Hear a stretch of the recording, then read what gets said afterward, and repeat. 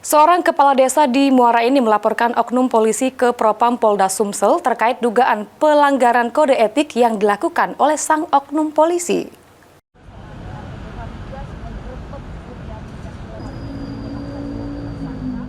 Kepala Desa Tanjung Terang, Kecamatan Gunung Megang, Kabupaten Muara Enim mendatangi Propam Polda Sumsel guna melaporkan seorang oknum polisi yang bertugas di Polsek Gunung Megang, Polres Muara Enim.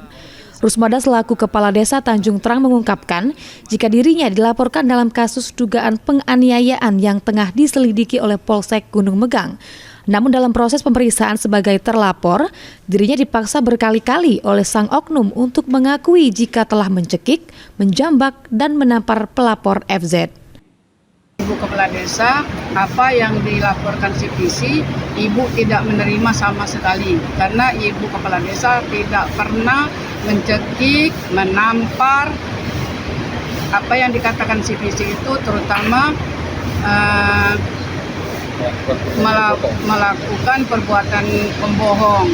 Terutama dia mengomongkan di Polsek Gunung Megang, saya menampar dia kiri kanan dan menganiaya sampai mencakar rambutnya dari kursi ke pintu luar. Dan dia ngomong kepada penyidik, katanya rumah disekap, dikunci dari koela. Sementara itu pihak kuasa hukum pelapor telah melayangkan surat permohonan gelar perkara ke Wasidik Polda Sumsel. Tim Liputan, PAL TV.